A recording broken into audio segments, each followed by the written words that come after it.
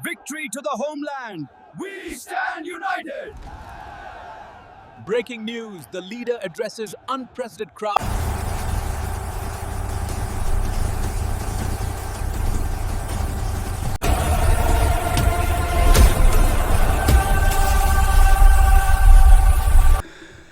Imagine करो, just imagine, एक आदमी तुम्हारे सामने खड़ा है, सूट बूट में नहीं, शायद सफेद कुर्ते में। वो तुम्हारी आंखों में देखता है और तुम्हारे मुंह पर थूक देता है। घिनाई, गुस्सा आया, गुड। अब इमेजिन करो, तुम उस थूक को पहुंचते नहीं हो, तुम उसे अपनी इज्जत समझकर अपने चेहरे पर मल लेते हो। बदले में वो आदमी तुम्हें एक झंडा पकड़ा देता है, एक स्लोगन दे देता है, और तुम उस झंडे को लहराते हुए, उस स्लोगन को चिल्लाते हुए गर्व महसूस करते हो। तुम भूल जाते हो कि तुम्हारा चेहरा गंदा है, तुम बस उस झंडे का रंग देखते हो। ये हाइपोथेटिकल सिचुएशन नहीं है दोस्तों, this is the reality of Indian political culture today. ये कहानी तुम्हारी है, ये कहानी मेरी है।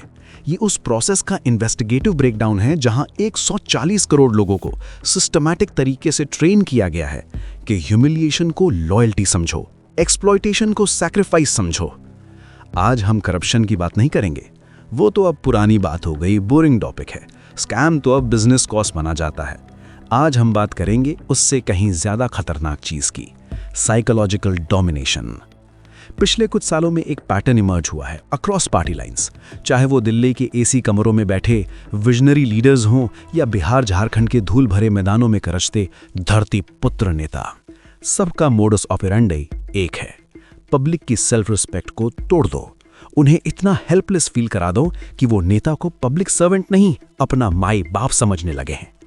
उन्होंने समझ लिया है कि अगर तुम्हें सड़क, पानी, नौकरी और अच्छी हवा दे दी तो तुम सवाल पूछोगे, तुम डिमांड करोगे, तुम सिटीजन बन जाओगे। लेकिन अगर तुम्हें रिलीजन, कास्ट और आइडेंटिटी का नशा दे दिया तो तुम अनपेड डिफेंडर बन जाओगे। तुम अपने ही शोषण को डिफेंड करोगे। जब मैं ये बोल रहा हूं, देश की राजधानी दिल्ली गैस चेंबर बनी हुई है। AQI मीटर तोड़ चुका है। सांस लेना मतलब दिन में 40 सिगरेट पीना। पॉलिटिशियंस प्रेस कॉन्फ्रेंस कर रहे हैं, एक दूसरे पर ब्लेम गेम खेल रहे हैं।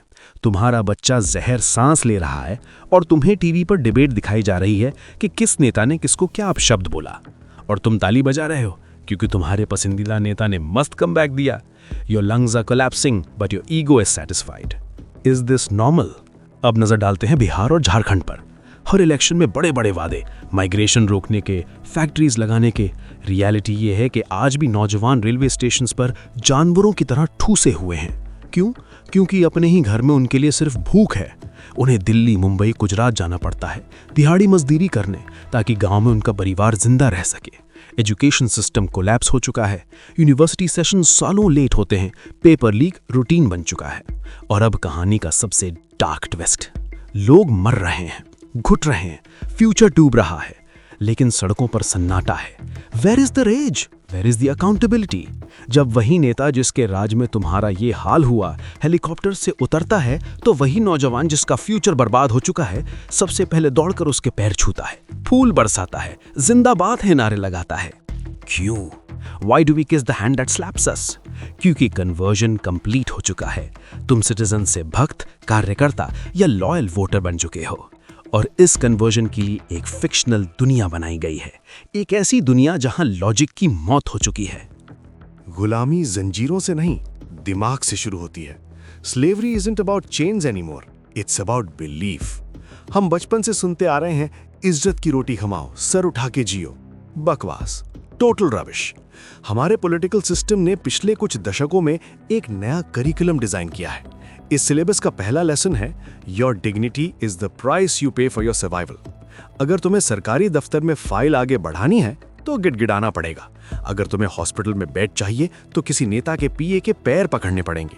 अगर तुम्हें सिस्टम से कुछ भी चाहिए जो तुम्हारा हक है, तो पहले तुम्हें अपनी सेल्फ रिस्पेक्ट दरवाजे पर उतार कर अंदर जाना होगा।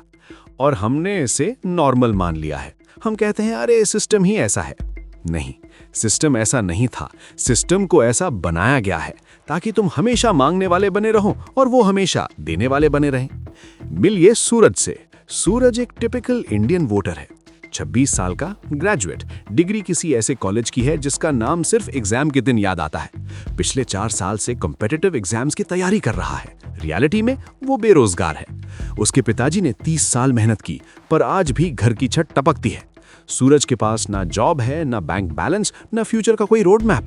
लॉजिकली सूरज को गुस्सा होना चाहिए, उसे सड़क पर उतरना चाहिए, उससे सवाल पूछना चाहिए एमएलए से, एमपी से, मेरी नौकरी कहाँ है, सड़क कहाँ है। लेकिन सूरज गुस्सा नहीं है, सूरज बिजी है। वो व्हाट्सएप पर लड़ रहा है, वो फेसबुक पर अपने नेताजी के लिए गाली गलौज कर रहा है। क्यों? क्योंकि सूरज की लाइफ में रियल अचीवमेंट जीरो है, तो उसने अपनी आइडेंटिटी एक पॉलिटिकल पार्टी को आउटसोर्स कर दी है। जब उसका नेता टीवी पर किसी दूसरे नेता को इंसल्ट करता है, सूरज को लगता है कि उसने वो जंग जीती है। His leader's arrogance becomes his proxy confidence. इस साइकोलॉजी को ध्यान से देखो, ये बहुत डीप है। सूरज जिस जगह रहता है, मान लो बिहार का कोई कस्बा हो या ईस्ट दिल्ली की कोई कॉलोनी, वहां नाले बजे हुए हैं, गार्बेज के ढेर हैं, पानी टैंकर से आता है और उसके लिए भी रोज लड़ाई होती है। लेकिन जब इलेक्शन आता है, नेता आता है, वो नाले की बात नहीं करता, वो स्कूल की बात नहीं करता, वो सूरज को एक इमोशनल इंजेक्शन देता है। हमारा धर्म खतरे में है, हमारी जाति की इज्जत दांव पर लगी है। और सूरज जो सुबह से पानी के लिए लाइन में खड़ा था, अचानक सिपाही बन जाता है। उसे लगता है सड़क नहीं बनी तो क्या हुआ, कम से कम आइडेंटिटी तो बची। He trades his tangible future for abstract pride. वो भूल जाता है कि नेता का बेटा फॉरेन यूनिवर्सिटी में पढ़ रहा है और सूरज का भाई सरकारी स्कूल में टाट पट्टी पर बैठा है जहां टीचर ही नहीं आता। इस मेंटल स्लेवरी का सबसे खौफनाक सबूत देखना है। नेता की गाड़ी आ रही है, भीड़ पागल है, सूरज सबसे आगे है, धक्के पड़ रहे हैं, पुलिस डंडे मार रही है। एक डंडा सूरज के कंधे पर पड़ता है, जोर से। दर्द होता है, इज्जत उतरती है। फिर गाड़ी का शीशा थोड़ा सा नीचे होता है। नेता हाथ हिला देता है बिना देखे, एक मशीन की तरह।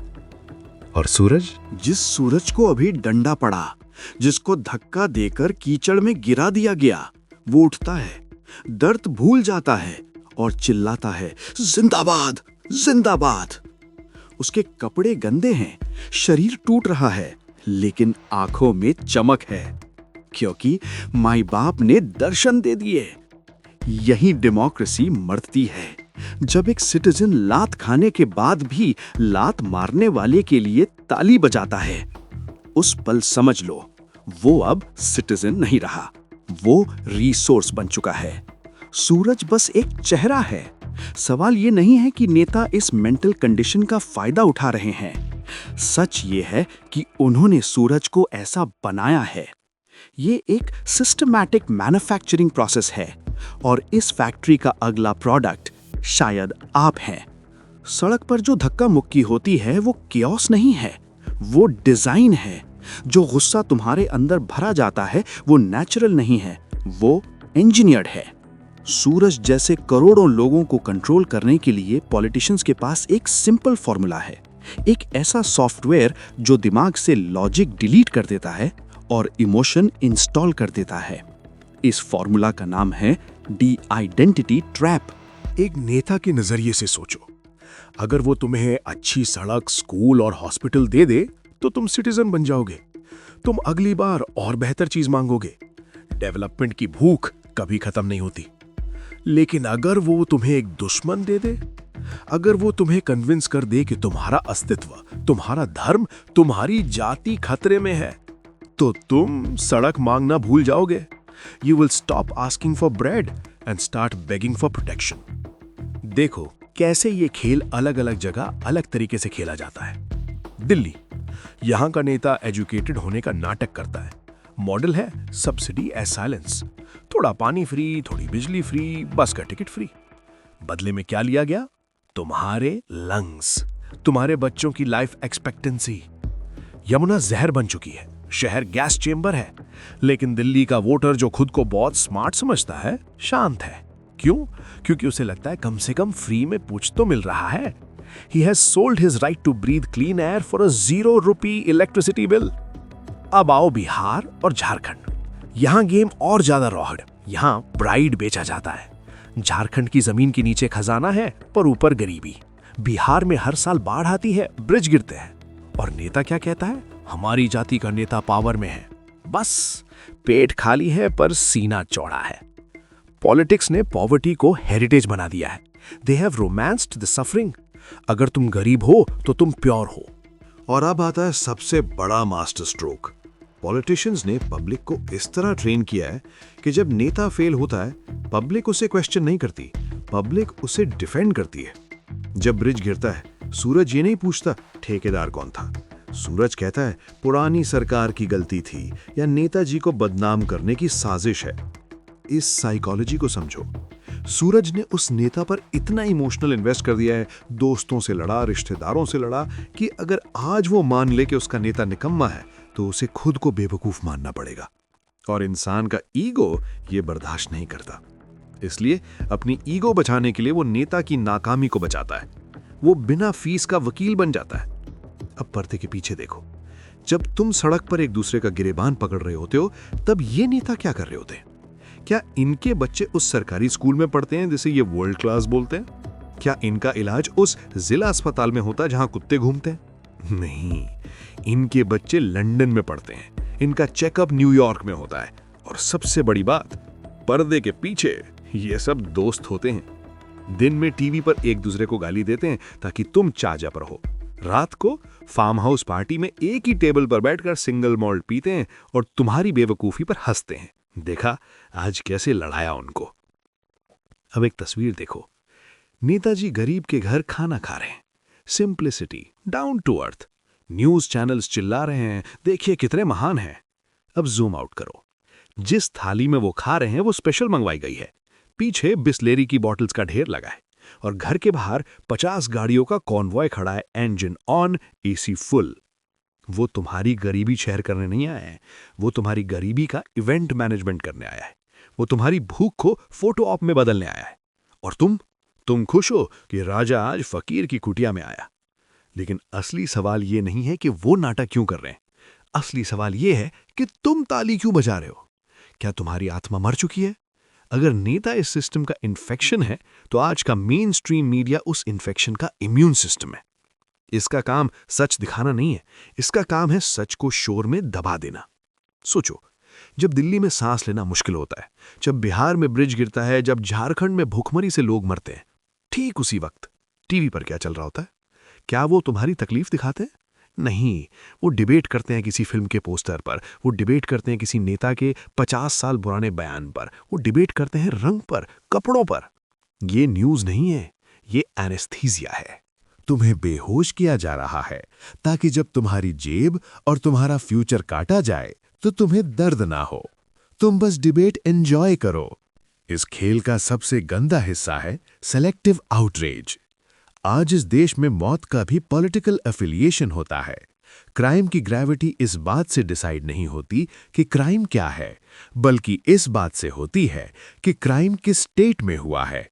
अगर क्राइम ऑपोजिशन के स्टेट में हुआ तो एंकर चिल्ला चिल्ला कर बोलेगा, जंगल राज, लोकतंत्र खतरे में है। लेकिन वही क्राइम, वही दर्द, वही भुखमरी अगर अपनी पार्टी के स्टेट में हो तो वही एंकर बोलेगा, ये एक दुर्भाग्यपूर्ण घटना है, प्रशासन काम कर रहा है। हिपोक्रेसी देखी? उन्होंने तुम्हारे गुस्से को भी फिल्टर कर दिया है। तुम्हें कब गुस्सा होना है और कब चुप रहना है, अब ये रिमोट कंट्रोल से डिसाइड होता है। लेकिन कभी-कभी सिस्टम में एक ग्लिच आता है।